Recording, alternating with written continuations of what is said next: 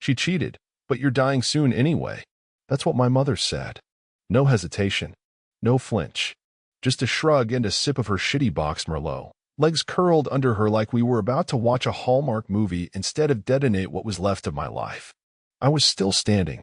I don't even remember walking into the living room. Just remember the smell of reheated lasagna and the sound of my brother's stupid game pinging on his phone while he sat there, slouched like some morally neutered IKEA mannequin. She made a mistake, Mom added, like she was talking about overcooking the roast.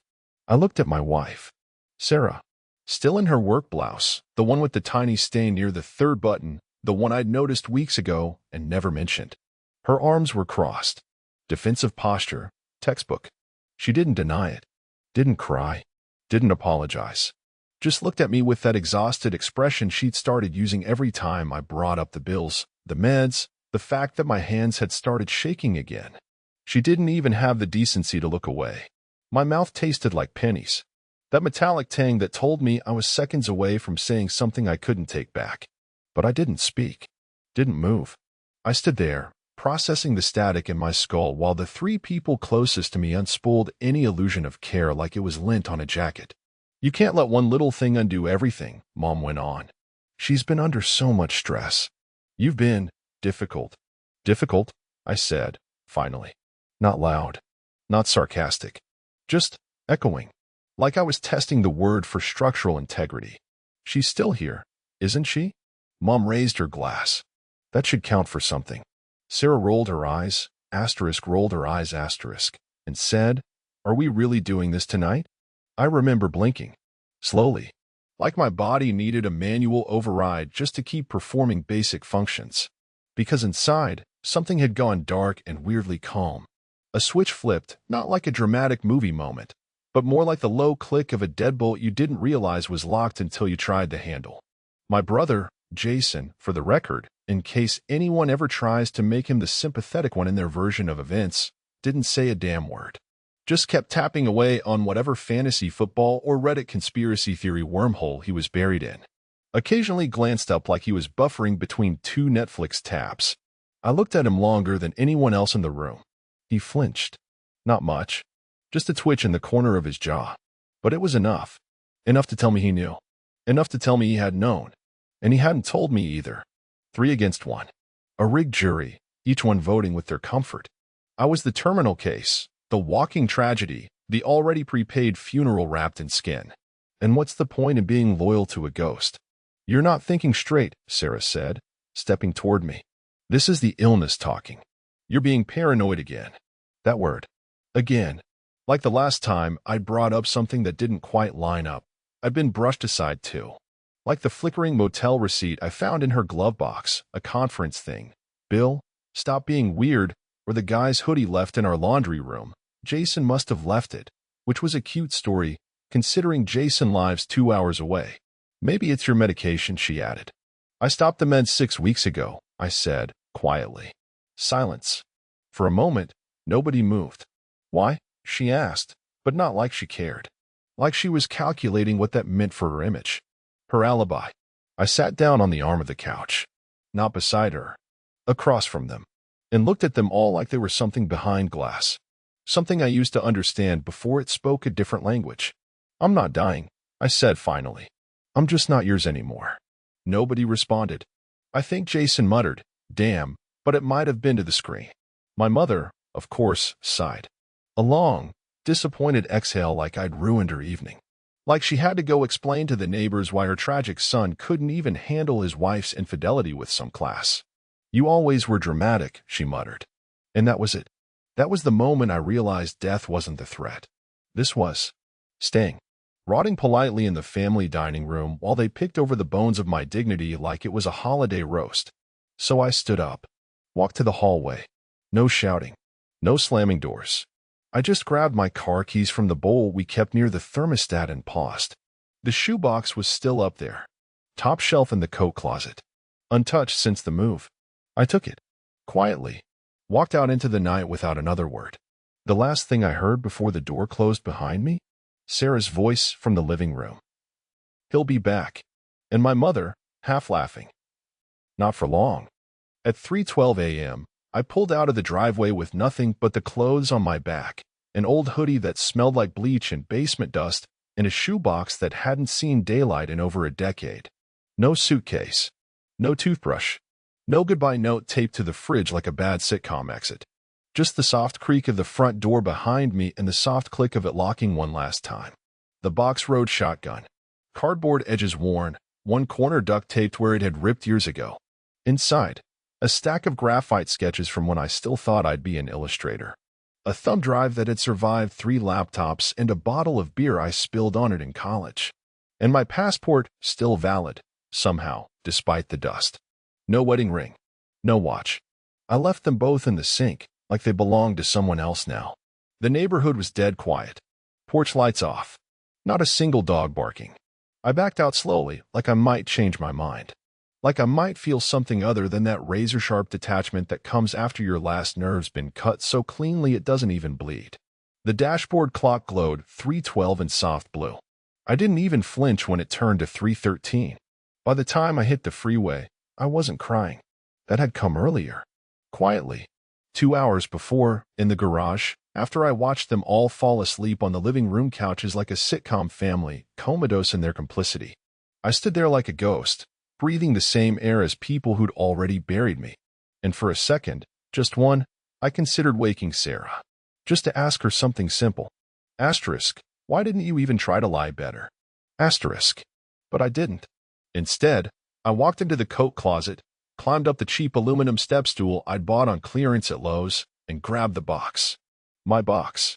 The only piece of myself that had survived every job loss, every relocation, every hollow "we'll get through this" from people who already had one foot out the door.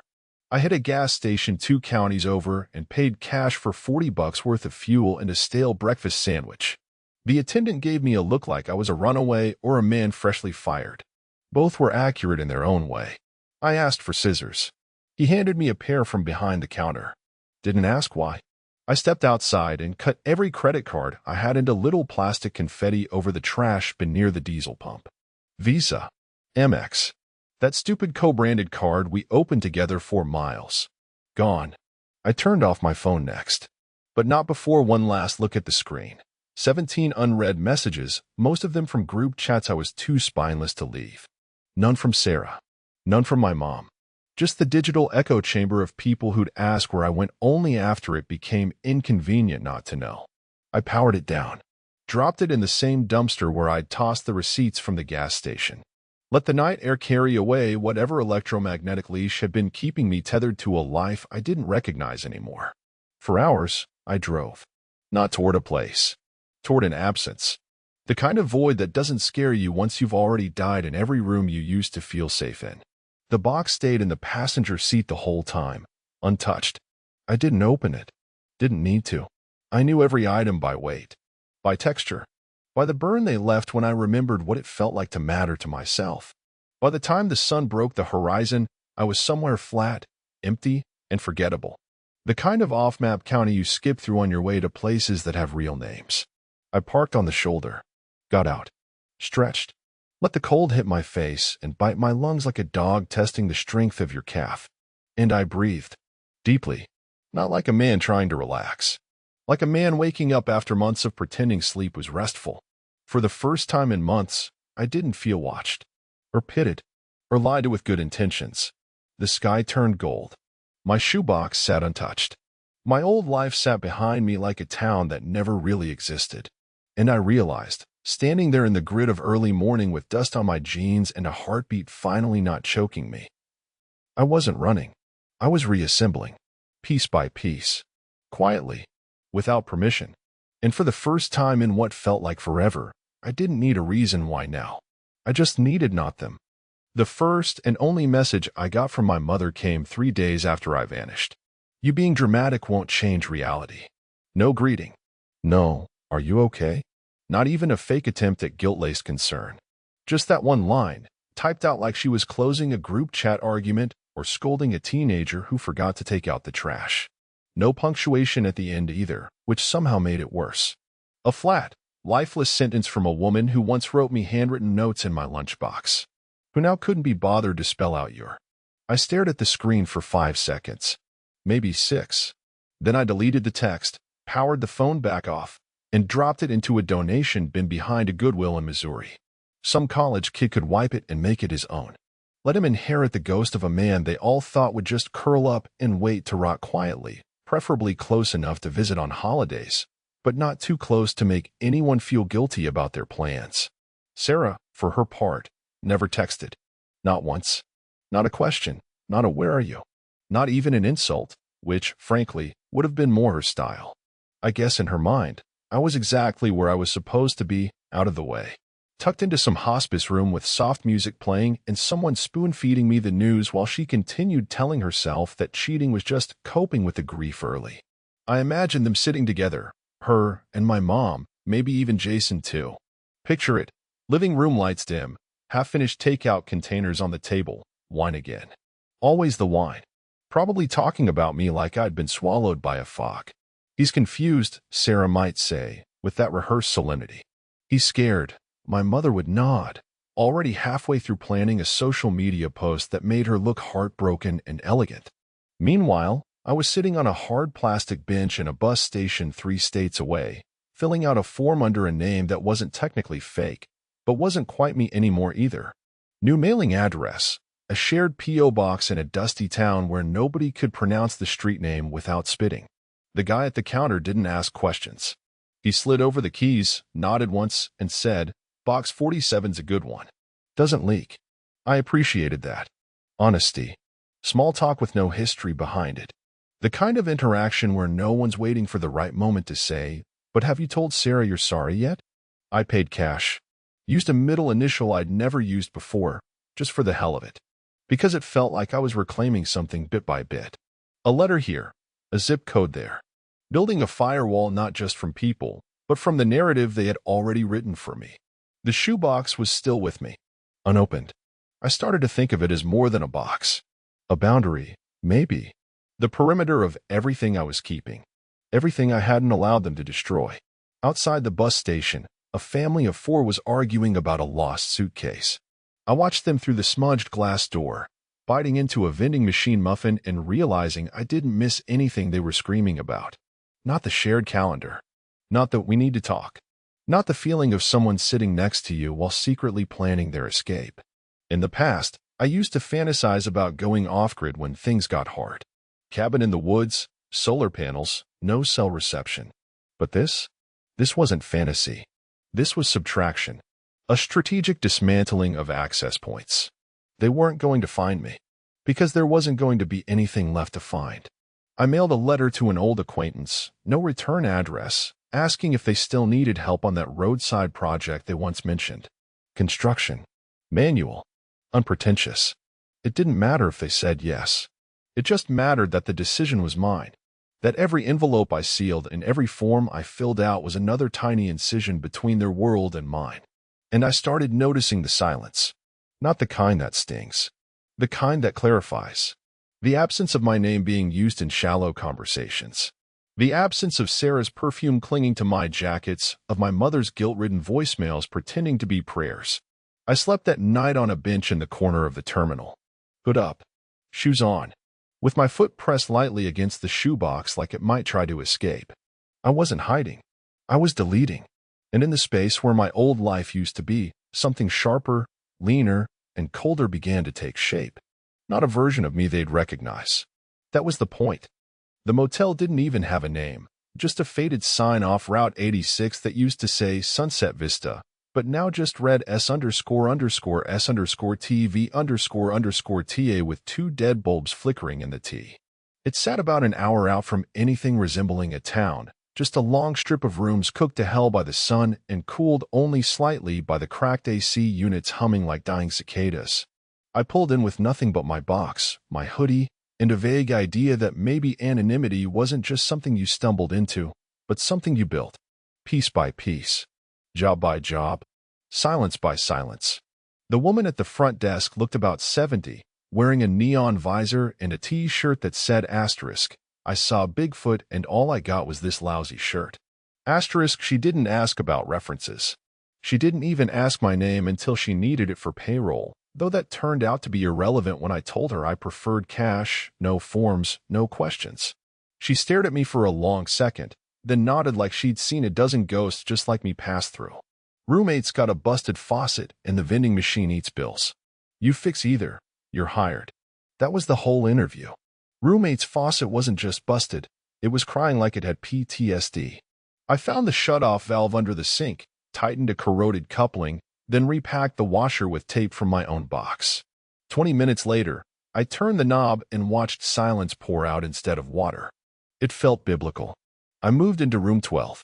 Not because it was nice, none of them were, but because it was at the end of the row, and the only one with 2 working locks. The mattress sagged like a broken ribcage and the curtains smelled like mildew, but it had 4 walls and nobody else's voice inside it. I liked the night shift. That was the unexpected part. Most people work days because they're scared of the dark. I liked knowing the world was asleep while I was awake, alive, even. The night gave me time to fix things. Small things, nothing noble. I scraped rust from railings, tightened hinges, spliced a chewed power cable behind the laundry unit with electrical tape and the last functioning socket on my multi-tool. One night, I rewired the vending machine's bill acceptor using a YouTube tutorial I downloaded in a gas station parking lot an hour away. Took 3 hours and 3 band-aids. When I dropped a 5 into the slot and heard it click to life for the first time in weeks, I actually smiled. Not a grin. Just a twitch in the corner of my face that surprised me. It wasn't much, but it was mine. No timelines. No guilt. No one checking if I'd remembered to refill the pill case or if I was up for a walk around the block today. Just a list of rooms, a bucket of keys, and the kind of silence that finally stopped feeling like punishment and started sounding like choice. Some of the guests tried to make small talk. Most didn't. One guy, trucker type, asked me if I used to be military. I told him I was in transition. He nodded like that meant something. Maybe it did. I started keeping a notebook. Not for feelings. I wasn't that far gone. But tasks. Numbers. Tiny measurements. How many feet of pipe I had left. Which light bulbs still worked. Whether the gurgle in room SIXS sink was upstream or just calcium buildup. Menial work has a rhythm. Paint enough walls, reg out enough bathrooms, and your brain starts to make music out of it. You stop thinking in memories. You start thinking in tools. And the thing about tools is, they don't care why you're using them. They just do what you tell them. Every evening, as the sun dipped behind the dust-choked ridge line, I'd stand in the motel's back lot, drink lukewarm coffee from a cracked mug, and look out at the landscape like it might offer something. It never did. But the not offering was honest. Unlike home. Unlike them. Sometimes I caught myself waiting. Not for them to find me, God no, but for the moment I'd missed something. Some part of the life I left behind. A meal. A joke. The weight of a wedding band. But it never came. And that's when I realized. This wasn't exile. It was authorship. I wasn't just patching walls. I was designing a life no one else could walk into. No doors left unlocked. No place for them to knock. She checked in just after 9 p.m., long after the desert sun had dropped behind the ridge and the air cooled enough to make the sand stop shimmering. Room 5. Paid in cash. No reservation. Just a woman with a limp, a camera bag, and the kind of smile that didn't ask for anything in return. She didn't say much, not at first. Just handed over the bills, signed her name with a half-legible squiggle, and nodded toward the soda machine. "It work?" she asked. "Usually," I said. "Just don't try the grape." That was it. She laughed once, dry, short, real. Like the sound of someone who forgot what it felt like to be amused by anything. Then she disappeared behind her door, and I figured that would be it. Another passerby. Another ghost with a destination that wasn't this. But she stayed. One night turned into 3. Then 5. Then a week. Every morning she'd leave before I finished checking the boiler, lugging that camera and a beat-up tripod out to God knows where. Came back by dusk, shoes coated in sand, sometimes a scratch on her hand or dust on her face like she'd crawled into somewhere she probably shouldn't have. Never complained. Just nodded in passing, sometimes with a bag of takeout in one hand. The third night, she offered me half her burger. No ceremony. Just walked over while I was patching a torn window screen and said, "Too much food. You look like someone who knows better than to say no." I did. Say no, I mean. Out of reflex. She shrugged. Suit yourself. Then sat on the curb and ate like we weren't complete strangers and the wind wasn't trying to whip ketchup into her lap. The next night, I said yes. By the fifth, we ate together without talking about why. Her name was Elise. She didn't volunteer it. I saw it on a label on her camera bag. She didn't ask mine. I think that's what made it bearable. She wasn't trying to place me in a context. Wasn't calculating what kind of man ends up working maintenance in a heat-warped motel wearing the same 3 shirts on rotation. She just accepted that I was here. And that maybe that was enough. One night, after dinner, we sat outside on 2 mismatched chairs that had once been white but now leaned a fine shade of nicotine beige. The stars were visible, barely. She pointed her lens up anyway. "What are you shooting?" I asked. She didn't answer for a while. Just adjusted the tripod, snapped once. "Absences," she said finally. "Things that used to be something, but aren't anymore." I nodded, not trusting myself to respond. She turned the lens toward me for a half second. Just a flicker of movement, no shutter sound. "You seem like someone who's finally stopped explaining," she said. I felt that like a punch. Because she didn't say I looked tired or seemed sad. She didn't call me out on the limp in my left leg or the scar on my wrist that wasn't from anything brave. She just named the thing I hadn't realized I'd been doing for years, explaining myself into erasure, into tolerance, into staying in rooms where nobody cared what I actually meant. After that, silence became its own language between us. We didn't flirt. We didn't confess. We didn't perform. She'd leave photos taped to my door some mornings. Black and white prints. A rusted fence post. The shadow of a hawk on cracked pavement. Once, a shot of me side profile, cigarette in hand, looking out at nothing. I kept that one. Didn't tell her. But I folded it neatly into the back cover of my notebook. Elise never asked why I was here. Never hinted that I should go back. Never fished for pain like it was her right to catalog it. And maybe that's what thawed something in me. Not the kindness. The restraint. The respect for my silence, like she understood it wasn't emptiness, it was earned.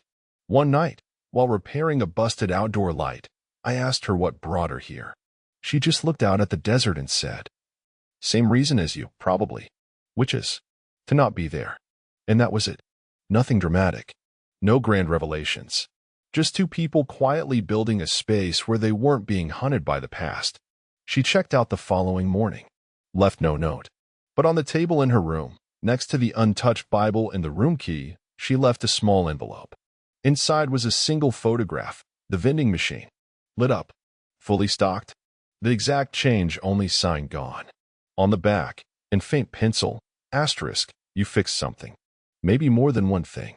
Asterisk. I stared at it for a long time, then taped it above the motel office clock. Not because I needed the reminder, but because it proved something I hadn't dared to believe, that someone saw me. Not the illness, not the failure, not the ghost. Just me, breathing, fixing, becoming. The worst part wasn't that he showed up. It was how casual he thought it would be. Like driving 3 states over and popping into my life uninvited was just a quirky detour. Like I was a pit stop in some half-baked redemption arc he'd scribbled on the back of a napkin between his gym sessions and his shallow attempts at being the good son again. I knew it was him before the car even stopped moving. Silver Hyundai. Dent in the rear bumper. That stupid bobblehead on the dash. A giveaway from a fantasy football draft 5 years ago that he swore brought him luck. As if luck was something you could manifest through plastic and arrogance. He pulled into the lot slow, like he expected someone to clap. Like this was a grand gesture and not a complete violation. I didn't flinch. Didn't step out. Didn't give him the satisfaction of seeing my face right away. Instead, I watched from the security feed in the supply room. Grainy black and white footage that turned every car into a ghost and every person into a shadow. But I'd know his silhouette anywhere. The gym-tight shoulders, the self-assured walk, the way he checked his hair in the side mirror before heading to the front desk. He still had the same haircut. Still thought he could solve things by showing up late and loud. Nina, the front desk girl, looked confused when he walked in. I could see it in her posture. Head tilted, one hand on the counter like she was bracing herself for either a tantrum or a tip. I picked up the walkie. "Tell him I don't work here anymore." A pause. Then seriously, dead serious. "Tell him Bill left a month ago." Took off. No forwarding. She didn't ask questions. Just walked back out and delivered the line like she'd rehearsed it. Cool. Flat. Professional. I watched Jason's mouth move. First disbelief, then protest. Hands in the air. Gestures like he was trying to sell a used car. Like charm was still a currency here. It wasn't. He stood there arguing for almost 4 minutes. Then stopped. Looked around the lot like maybe I'd emerge from behind a bush or slide out from under a parked truck like some kind of emotionally constipated ninja. I stayed behind the screen. One eye on the camera. One hand on the vending machine wrench I hadn't finished using. Not out of fear. Just focus. This wasn't drama. This was a line in the sand. Eventually, Jason gave up. He walked back to his car, kicked a little gravel in frustration like he thought the earth itself would scold me for not coming out. Then he drove off, fast enough to be annoyed, but not fast enough to admit he'd lost. I went back to tightening the bolt under the snack chute. Click. Twist. Done. I didn't check the cameras again that night. He thought I was still that version of myself, eager for reconnection, desperate for proof that someone gave a damn. But I wasn't. That guy was gone, burned out somewhere between my mother's indifference and my wife's excuses. Jason came looking for a man he used to ignore. He left realizing that man no longer existed. There was something poetic about that. Not triumphant, not angry, just quiet. And that quiet, that was mine now. The skin room smelled like antiseptic and cold plastic, and the ceiling tiles above the machine still had the same yellowed edges they did the first time I laid down for one of these. The kind of stains that look like they've survived decades of fluorescent regret. I didn't come back here out of hope. I came because the clinic offered a free follow-up through a clinical trial I'd forgotten I enrolled in, back when I still believed in miracles dressed in lab coats. 6 months had passed. 6 months since I walked out. 6 months of motel faucets, desert winds, strangers with camera bags, and nights quiet enough to hear my own heartbeat again. I'd stopped counting days. Stopped waking up with that gnawing fear that the next morning would come with something else not working: my hands, my speech, my legs. I expected confirmation. A timeline. Maybe even an expiration date with a doctor's signature. What I got instead was paper. And silence. The new neurologist was young. Too young. Looked like he still got carded for allergy meds. But he had that fidgety calmness that told me he'd seen real things in between med school lectures. He slid the report across the table like it was a napkin with a coffee ring on it. The progression's not there, he said, tapping the scan. I didn't speak. He kept going. Your previous results showed demyelination in the motor cortex, yeah? But here? Nothing's worsened. No new lesions. In fact, I'd argue you've stabilized. It happens sometimes. We don't fully understand why. I stared at the images, those weird, cloudy topographies of my brain. 6 months ago, a different man in a different office showed me the shadows and told me, carefully, like he was afraid I'd cry, that I had maybe 5 years. 7 if I responded well to treatment. Now, this guy was telling me the clock had stopped ticking. No parade. No dramatic music. Just a new piece of data and a shrug.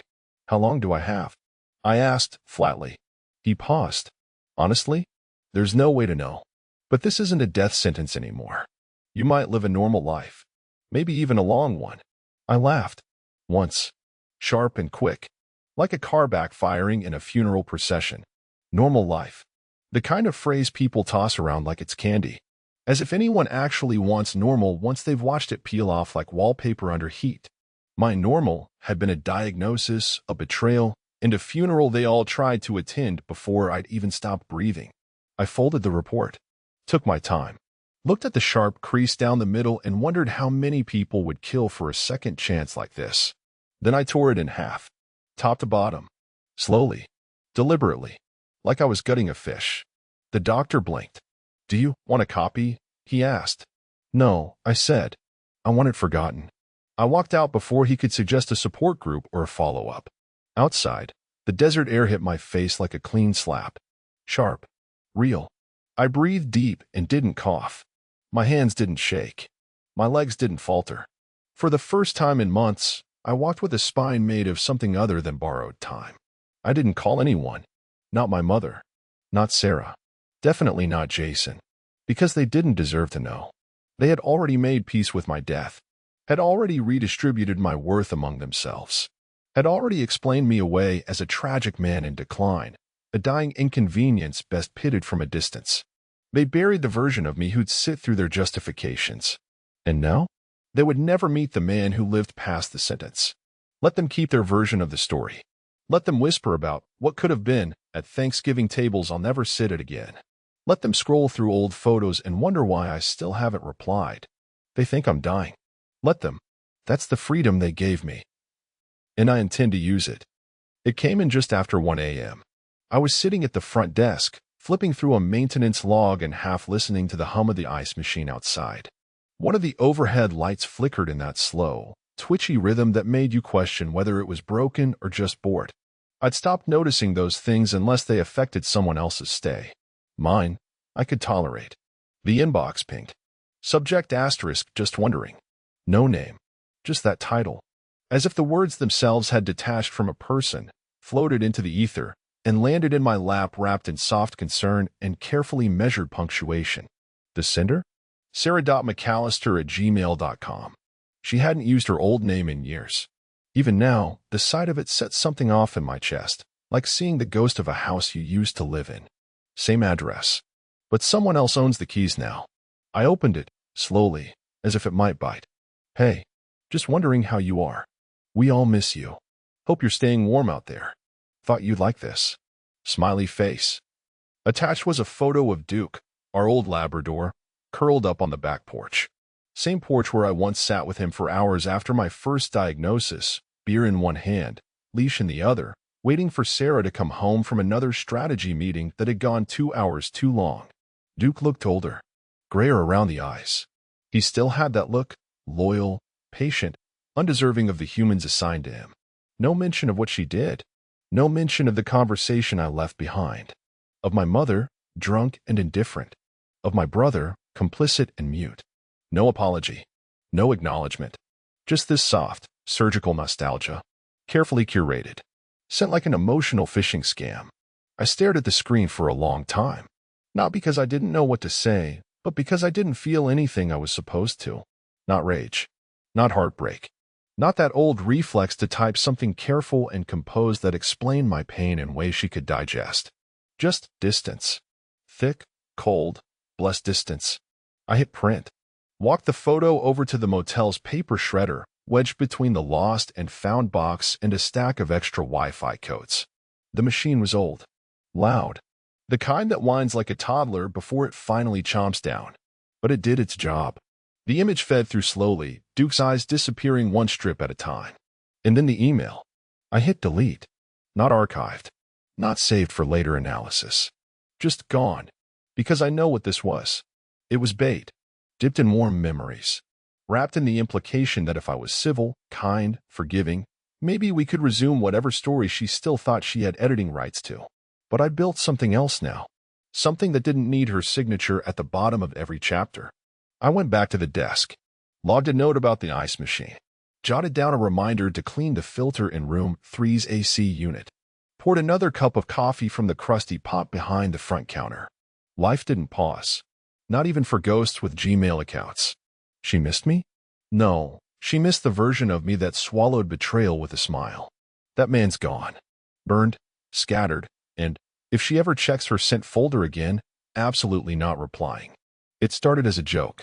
A way to pass the hours between motel maintenance calls and the mindless rotation of tasks that didn't require language, just tools, torque, and silence. I'd been jotting things down in my notebook for months anyway, fragments, phrases, overheard dialogue, a few sharp-edged memories I couldn't shake even after tearing up the diagnosis.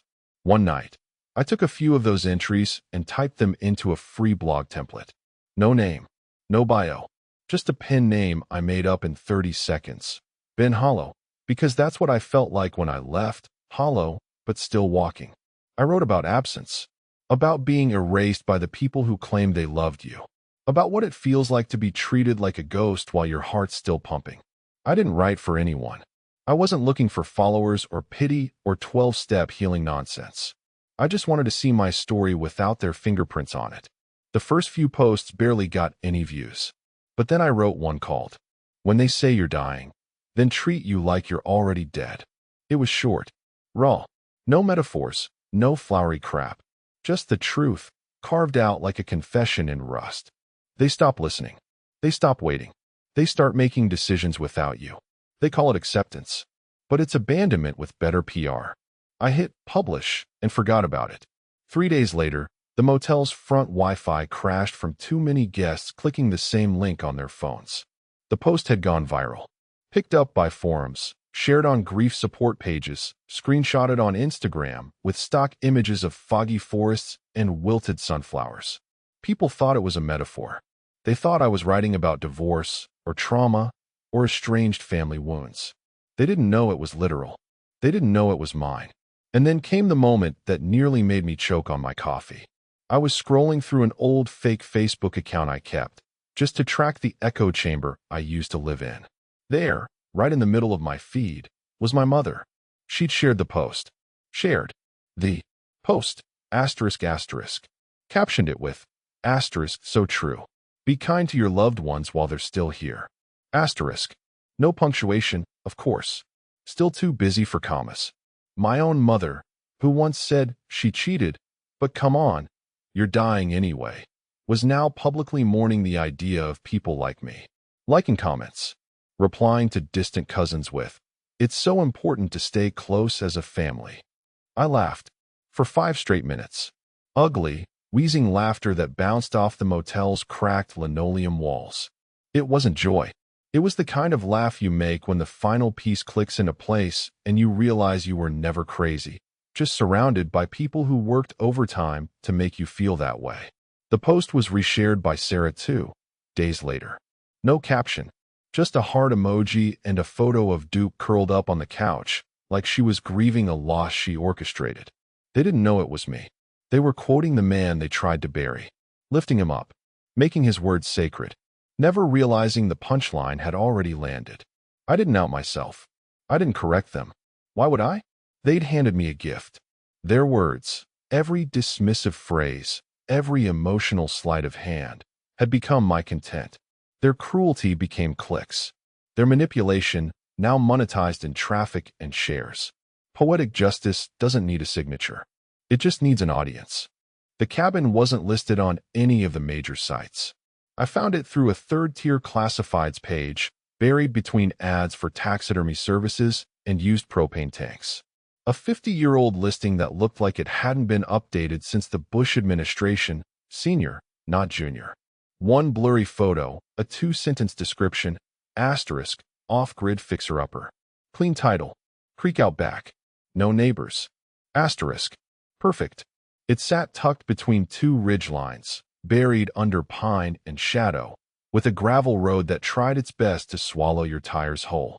No mailbox. No number on the door. Just a padlock, a tin roof, and silence so thick it felt like insulation. I bought it under an LLC, Hollow Root Holdings. No one would ever trace it back to me. Paid cash through a lawyer who specialized in privacy-oriented transactions, the kind of man who didn't flinch when I said, I'd like to keep my name off everything. He nodded once and slid a folder across the table without a single question.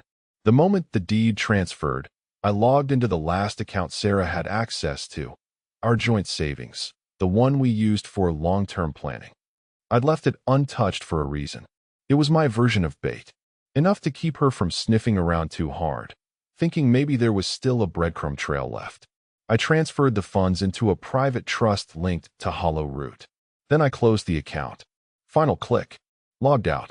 Locked it behind 2 firewalls and a password manager she'd never even heard of. There were no witnesses to that moment. No cinematic music, no satisfying boom, but I felt it. Like a door slamming shut in an empty house. The kind of sound that echoes for years. The cabin had no Wi-Fi, no signal. Just a propane tank, solar panels mounted at an angle that screamed, installed by a retired physics teacher, and a hand pump that groaned when you used it but gave clean water all the same. The windows were small but solid. The air, crisp enough to hurt. I spent the first few nights in silence. Not a metaphor, just silence. The kind that presses against your eardrums and dares you to listen to yourself. I fixed the fireplace first. then the pantry shelves. Rewired the main breaker with a second-hand inverter I drove 4 hours to buy from a guy named Bert who swore he'd used it to power a survivalist podcast. I didn't ask for proof. Everything was mine. Not in a greedy, chest-thumping way. Just, asterisk mine. Asterisk if it broke, I fixed it. If it creaked, I tightened it. And if it sang at night from wind or wildlife, I let it. Because it belonged to no one but me. Then came the final task. A message. Not because I wanted to reconnect. Because I wanted to eliminate any excuse for them to try. I opened a blank email draft. Addressed it to the only 3 people who still might have told themselves I was coming back. Sarah, Jason, and my mother. No subject. No greeting. Just one line. This is your closure. Don't look for me again.